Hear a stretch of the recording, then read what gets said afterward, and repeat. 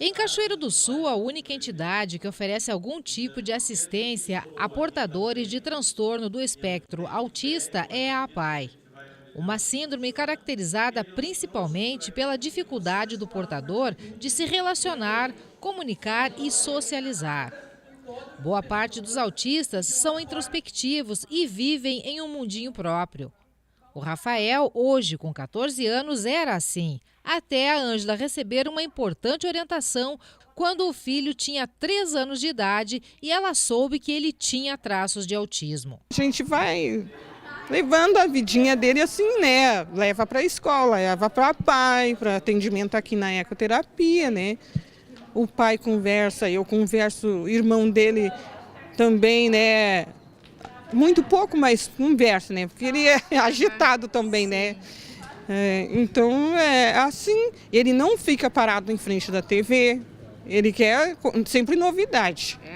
Ângela, tu me disse agora há pouco que ele, desde cedo, desde bem pequenininho, quando tu percebeu, foi dito para ti que ele tinha traços de autismo, que tu procurou estimular ele, não deixar ele ficar no mundinho dele, que é uma das características do autista. Quando ele foi para a PAI lá, que teve atendimento fonoaudiólogo com a Daiane me disse, olha, ele tem traços de autismo, né? E aí me disse assim, ó, tu não deixa ele repetir esses movimentos, que ele girava todas as coisas que ele pegava, tem os movimentos de balanço do corpo. Ele disse assim, para mim, substitui o brinquedo que ele tem por outro, para que ele não fique autista totalmente, né?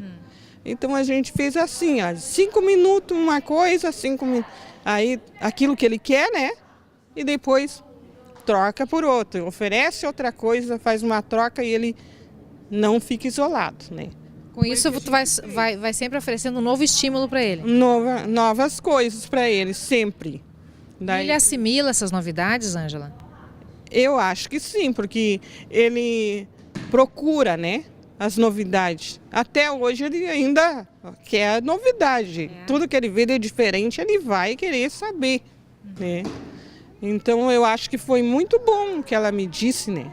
O Rafael começou na ecoterapia ainda pequeno e isso contribuiu muito para a evolução dele. Ele não interagia muito nem com o cavalo, nem com quem estava fazendo o tratamento com ele. No caso, era eu que era a terapeuta na época, né? Fazia o atendimento com ele. Ele não interagia muito, ele não obedecia muito ordens. Por exemplo, joga a bola em tal lugar ou vamos fazer tal exercício. Ele não tinha muito essa interação. Ele ficou 2 anos aqui no centro, né? No final desses 2 anos, a gente já notou uma certa melhora nele. A mudança foi muito visível daquela época para agora, né? Hoje ele não tem tanto medo do cavalo, ele já chega, ele sobe direto no cavalo, ele interage mais, ele consegue atender às solicitações dos terapeutas que estão atendendo ele entende a brincadeira, ele consegue interagir às vezes com outros praticantes que estão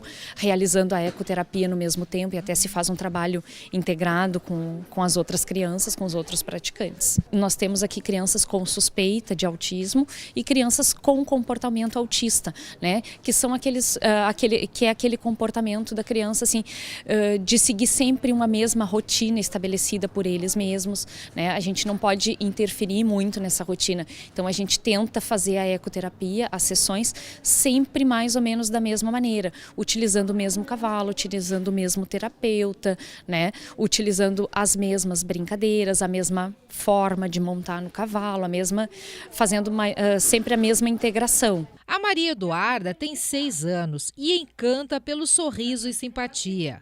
A Sandra buscou ajuda quando, aos 3 anos, a filha começou a se comportar de forma diferente. O momento que ela começou a bater a cabeça na parede, morder as mãos, né? Ela se machucava, assim, sabe? Daí que eu notei, daí comecei a procurar ajuda, né? Que idade ela tinha? Ela tinha, quando começou mesmo, ela tinha acho que uns 3 anos. Daí, e não se sentava, há 2 anos, com 2 anos ela nem se sentava, né? Daí depois eu fui começando a fazer terapia, foi melhorando devagarinho, né? Com o tempo, a família assimilou uma rotina em função da Duda, como é chamada a pequena. Fica em casa, daí eu volta e meia eu passeio com ela, né? Só que brincar mesmo, ela brinca mais é com o mano dela dentro de casa. E quando sai, assim, né? Mas eu já é mais difícil de sair. No dia a dia, para poder interagir, brincar com a mana, o Alejandro vem para dentro do cercado também, onde ela fica boa parte do dia. Alejandro, tu gosta de brincar com a mana? Aham. É? Que tipo de brincadeira vocês fazem aqui? A mãe bota o carrinho pra gente, a gente brinca. É mesmo? Tu disse que tu cuida da mana também, tu tem que proteger a mana, é isso? E aí a mãe bota ela lá e eu fico cuidando dela. É? Ao contrário do perfil tradicional traçado para portadores de autismo, à sua maneira, a Duda se comunica e se manifesta. Segundo a mãe, ela adora dançar e sempre que ouve música começa a se balançar. Percebo isso quando ela espontaneamente vem para o meu colo e carinhosamente interage comigo. E Duda? Abana lá, ó. A Duda é bonita.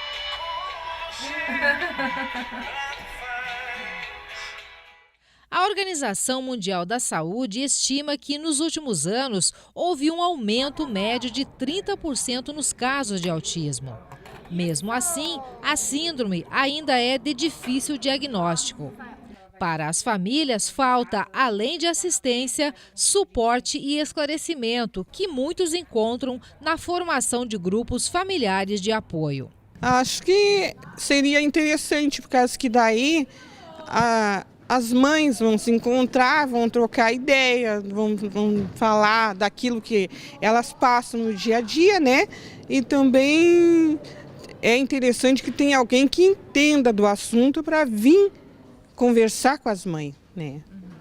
Para ter mais informação do que fazer, do que estimular, do que jeito progredir com a criança, né?